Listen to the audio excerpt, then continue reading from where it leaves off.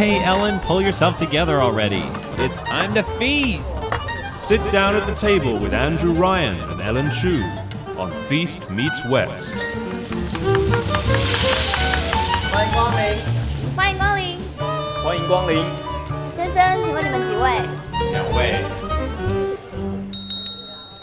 Hello, welcome to the feast, and this is Ellen Chu. And this is Andrew Ryan. Holy cow, can you believe how quickly the year has gone by? I can't believe it. It is time once again for our big review, which we call the buffet. Wow. A buffet. Buffet. So this is a good time to have the best dishes of the restaurant. Yes, Okay. absolutely. Some big moments, some happy moments, Right. some emotional moments, Wow. some delicious moments. Oh, some poopy moments. Some disgusting moments. Okay.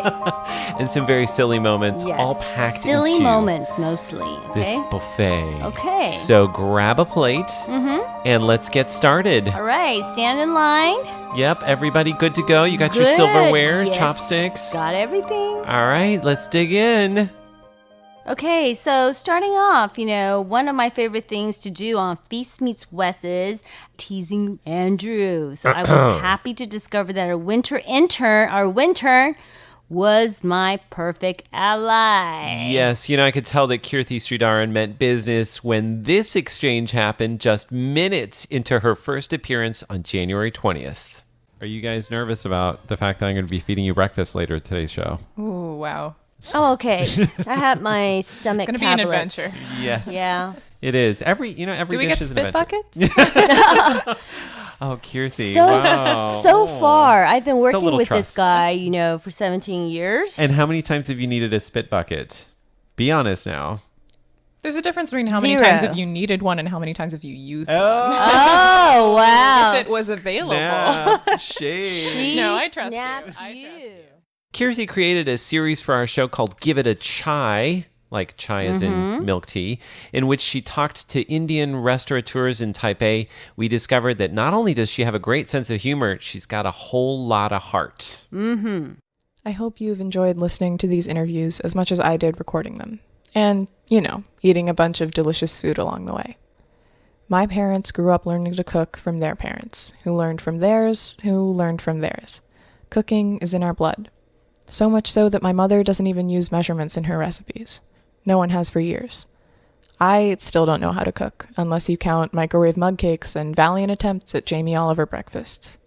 So the whole generational tradition of passing food down to our loved ones is a little daunting, to say the least. But thanks to a lifetime of growing up in my mother's kitchen, eating at Indian places all over the world, and in part conducting this series, I now know what really matters. Indian food, no matter where you are in the world, is not about spice or salt or oil, though those things definitely matter. It's like any other food that you grew up with, any other flavor that you can feel in your bones. It's about balance and harmony, and as cliche as it sounds, love. All the chefs I've spoken with consider Taipei to be home. They're making the food they grew up eating for people who have never tasted it before. And yet, the people of Taipei still find comfort and joy in what's on their plates. Maybe home doesn't have to be a place. Maybe home is just what makes you feel safe and warm and loved. A plate of rice, a bowl of soup, or a cup of chai. For Give It a Chai, I'm Kirthi Sridharan. One of the most memorable stories we cover on the feast this year was about an escape. My college classmate Nan McDonald recounted the story of how her family left Vietnam in the early 1980s as refugees, and how what was supposed to be a 3-day trip to Malaysia turned into a harrowing 13-day odyssey in choppy waters with little to eat. The ending in particular is what got me. Finally, we ran into a Filipino ship that was carrying students who were surveying the ocean bottom. And they gave us food, and they gave us water, and sent a tugboat to lead us into the island of Palawan. And so I remember, getting off of the boat, and I just remember, I just remember that when we were out in the ocean, the sea was this very ominous type of entity. And then I remember when we were walking onto the land and like the beach, and just kind of like we it was like, I remember looking down, and it was about knee high, and thinking it was the most beautiful water I'd ever seen. Wow. Wow. I'm not very fond of the ocean. I can imagine. That story inspired Andrew to go into the Feast Meets West test kitchen and attempt to recreate a beloved egg roll recipe that Nong's mother brought with her from Vietnam to America. You know, I worried a lot about it, though, because I wanted to honor the recipe, but I couldn't find the exact ingredients that I needed. You know I'm a perfectionist. Mm-hmm. We pick up the story with Ellen taking a bite out of an egg roll. Okay. I think it's good. It's good. That little waver in your voice made it sound like... No, I like it. I'm happy. You're too harsh on yourself. Mama Nguyen will be very proud, okay?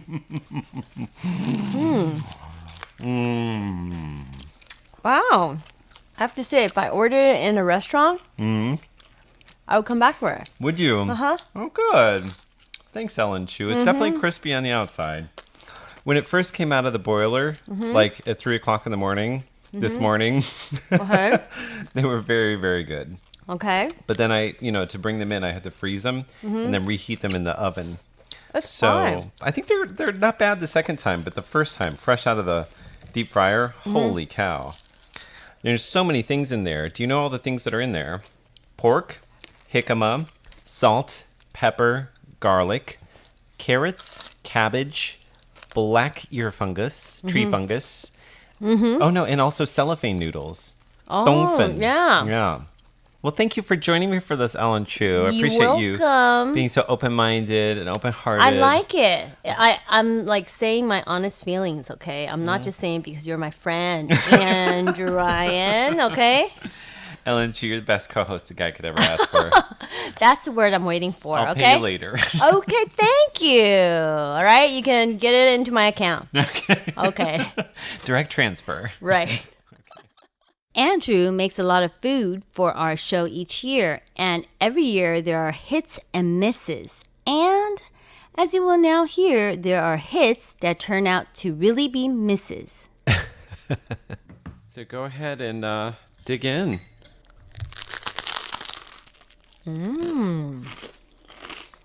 Yummy.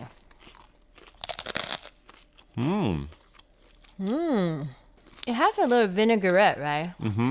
Has roasted sesame sauce, Okay. Japanese style. Yeah. Has a little bit of yogurt in there. Apple. Apple. Uh-huh. Yeah. So chicken salad. This is yummy. And then the chicken. I would say that this is a salad of chicken, but with a twist. Look at him, like, indulging himself into, like, naming this. Chicken salad with a twist. No, you missed the key Oh, point. what? Salad of chicken, Okay. but With a twist. with a twist. Okay. But I would have to say it's good. Do you know what kind of chicken it is? It has a different... Chicken, but with a With a twist. What is it? It's chicken butt.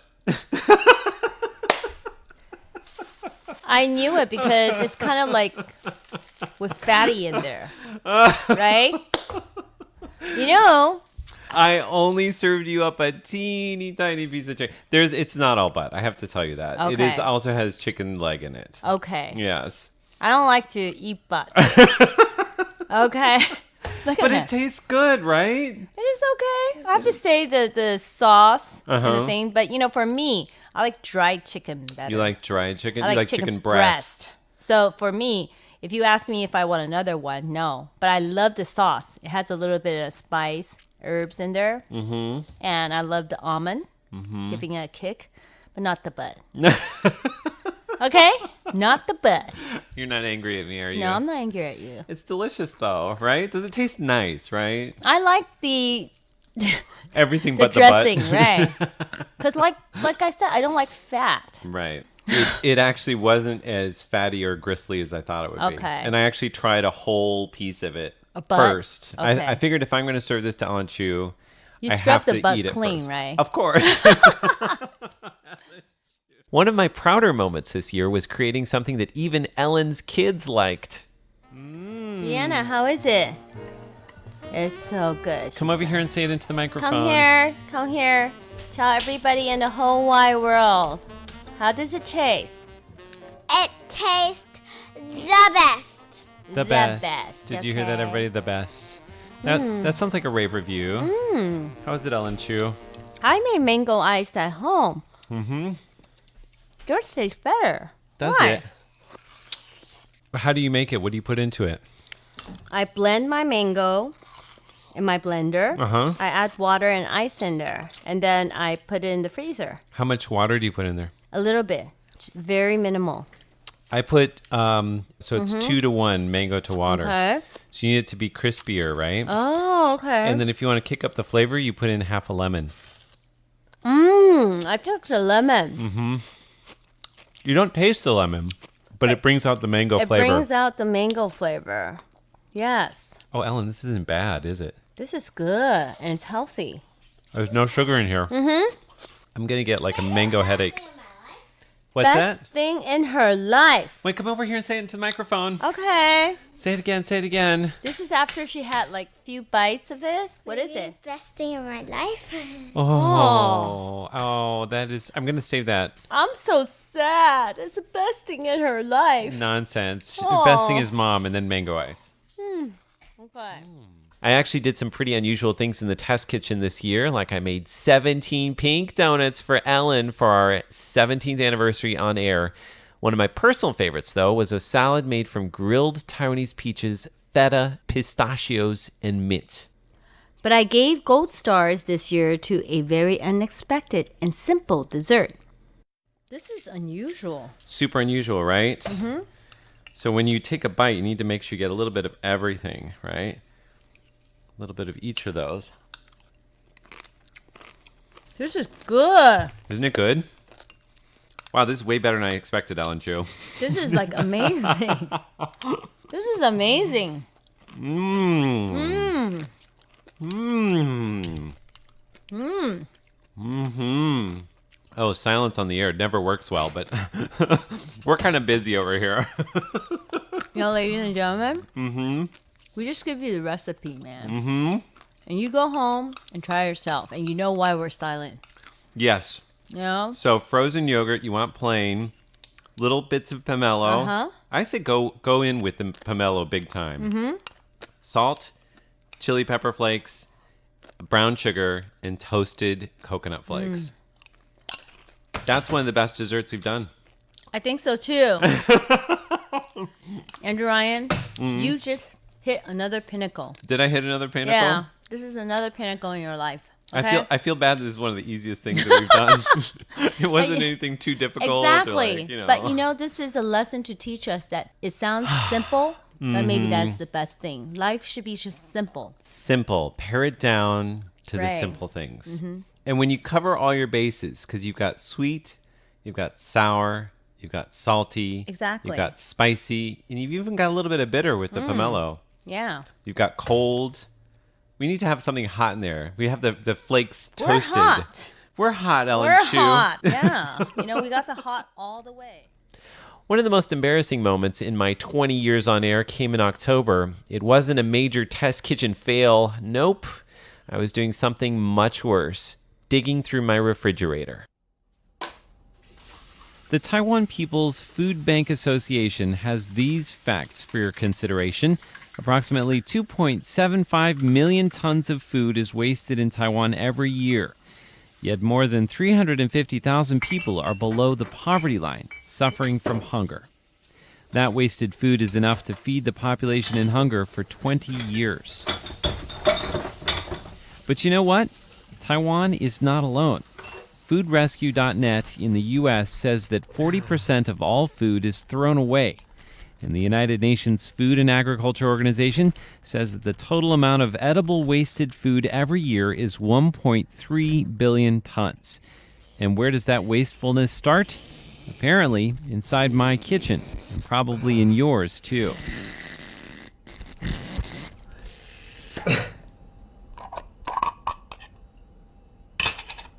Ooh, that one smells nice and ripe. It's a nice nuclear orange color. It's so thick in there, I don't think it's going to come out. I need a hazmat suit for this one. So what's my excuse? Well, I don't cook very often, so I forget what's in my fridge. But at the end of the day, that's no excuse. I think the most important takeaway as I'm standing here in my kitchen cleaning out my refrigerator of all these age-old condiments is not really conveying the disgusting sights of different old food items mingling together or describing the putrid smells that are wafting up from this plastic bag of waste. No, the most important thing is to express to you how I feel doing this because it feels so incredibly wasteful. I'm going to make a greater effort to eat all of the things that come through my house and to make sure that I waste as little as possible.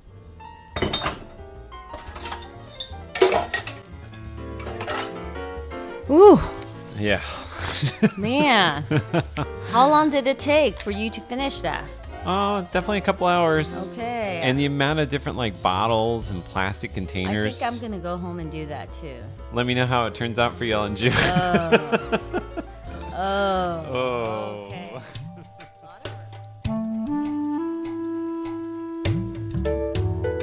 After 9 years of talking about food in our show, we decided it was important to talk about the issue of hunger. Andrew went out on one of the coldest nights of the year with the Ren'an Homeless Social Welfare Foundation to help pass out hot porridge and hand warmers to people living on the street. This report was one of the most moving stories of the year on Feast Meets West.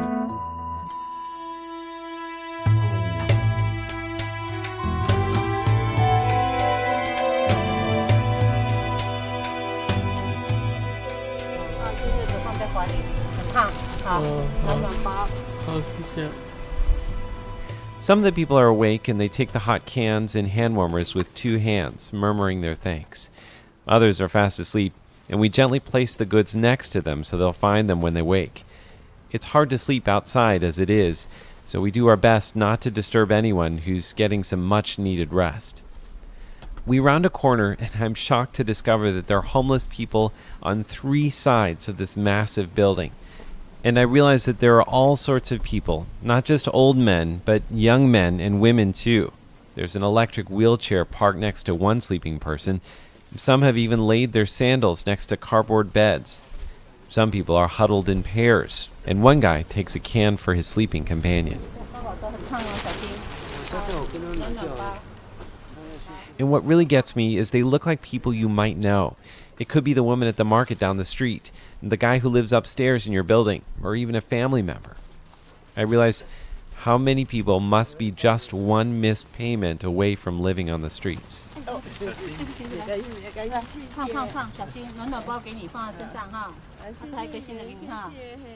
A woman takes a can with a grateful look in her eyes. Hot porridge may not sound like much, but it means the world if you're truly in need. I get this sinking feeling in the pit of my stomach when I see that there's still a row of people that won't get anything tonight. It feels like we've barely cracked the surface. But even if you can only share a little warmth with one person on a cold night, what an enormous thing that is.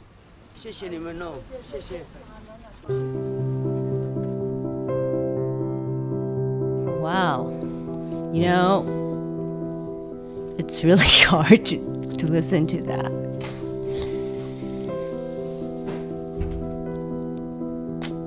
Yep.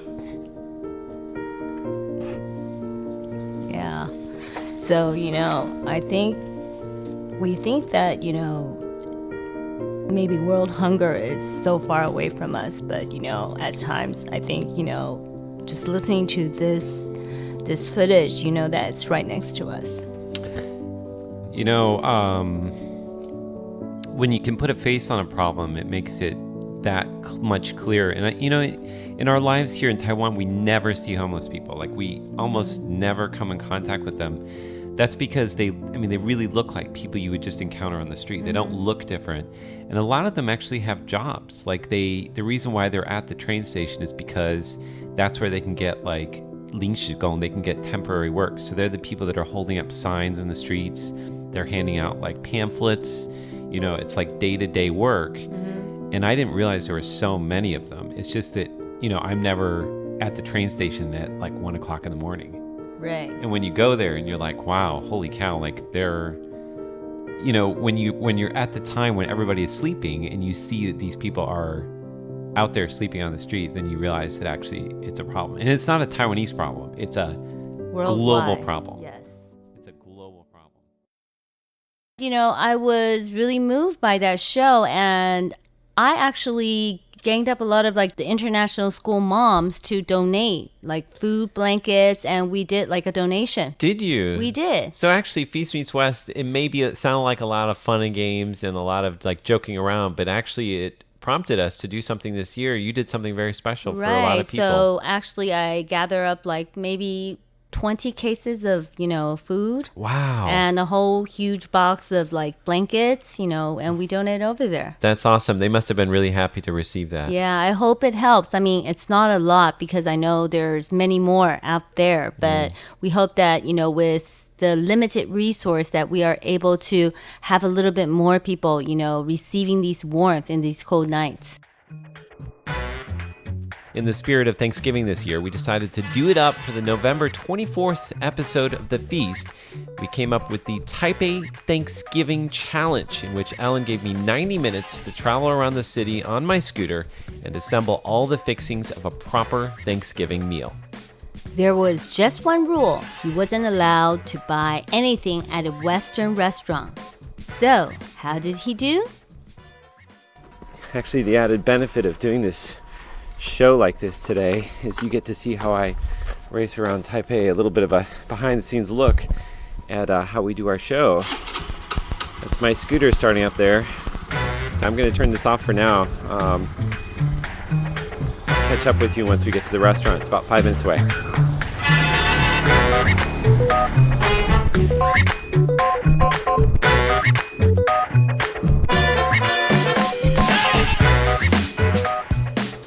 Okay, I'm stopped at a red light. I shouldn't be recording, but oh, I gotta go.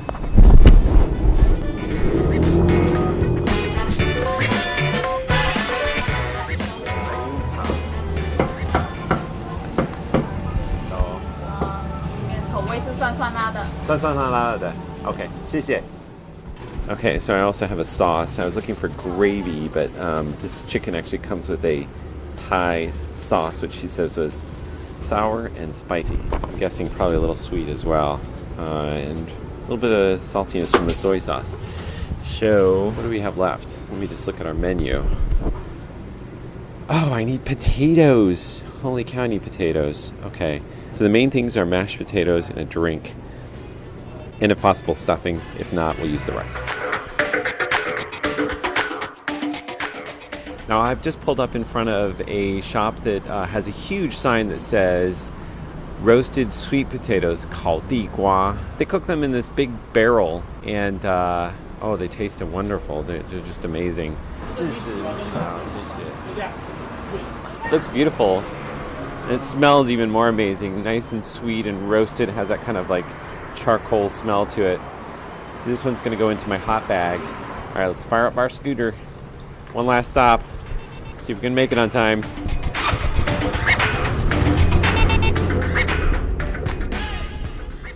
In the end, I managed to find 10 items in about 90 minutes.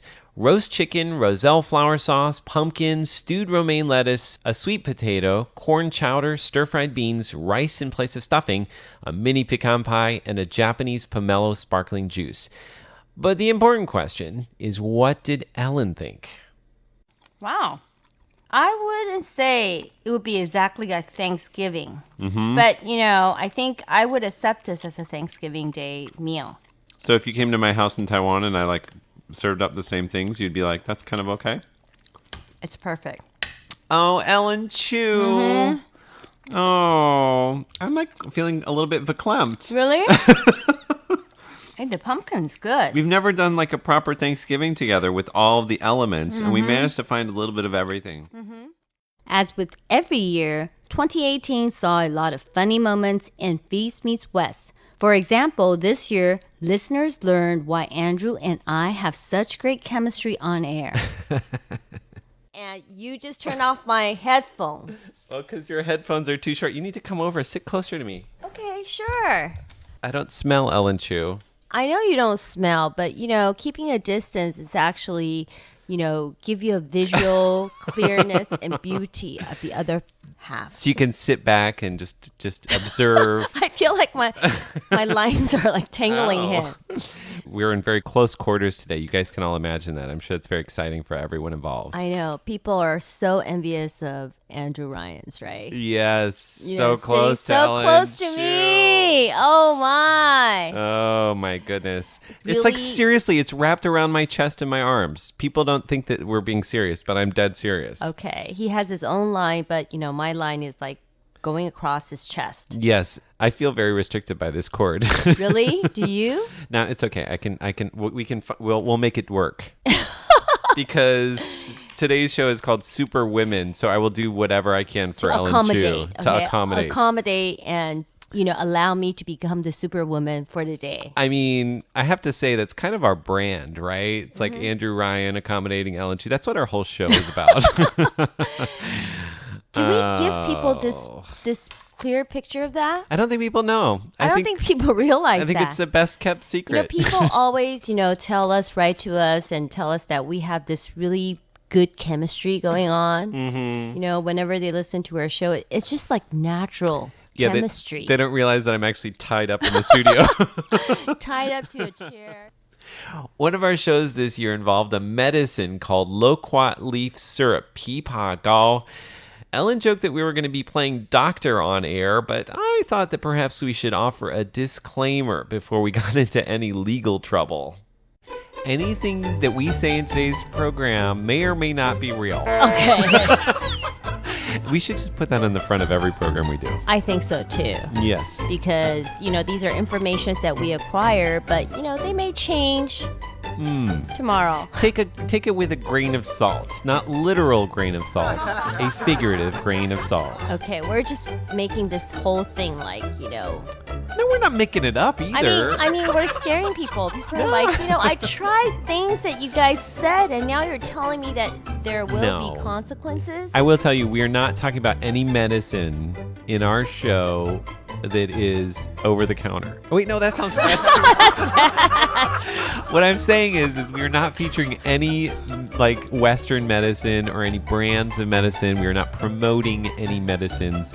However, we are talking about a very interesting Chinese remedy. Right, and this remedy has been written up by the New York Times. No, the Wall Street Journal. Okay. Then there was a time Andrew got my name wrong, even though he has known me for more than 20 years. Sorry about that. And sometimes I wear a big bow on my head. Yeah. It's like You've got big roses on your shoes. I have Hello Kitty in my bag. Oh. I'm a big fan, Helen Chu. Helen Chu. Helen Chu hasn't made an appearance in a while on our show. Hello Chu. Hello, Judy. Yeah.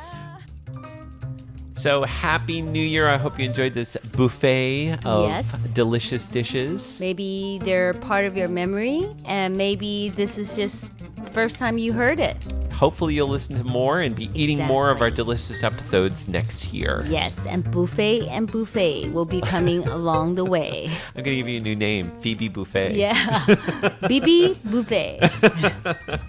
Oh, it's been a pleasure as always, Ellen Chu. I always enjoy our time together in the studio. Yes, we make many beautiful memories. I mean, good ones, bad ones, great ones, fun ones, angry ones, sad ones, It's But a just, lot of laughter, too. I think so. Every show is, about being happy. So if you receive warmth from our show, we hope you'll write to us and send us a letter and share your favorite moments from the past year. Right. So please write to us At P.O. Box 123-199, Taipei, Taiwan. And write to us at androo@rti.org.tw, right? I believe she still has trouble remembering. You know, we don't waste our, storage center for things that we can read off. That is absolutely true. Well, Right. hopefully next year, in the 10th year of Feast Meets West, Okay. in the 18th year of our working together on air, hopefully Okay. you will remember I think, our I addresses. will definitely remember our addresses if they don't change it. On the 20th year of me recording with you. Maybe That's 2 more great. years, okay? Yes, whatever you want, Ellen All Chu. right, thank you. For Feast Meets West, I'm Andrew Ryan. And this is Ellen Chu. Happy New Year. Happy New Year!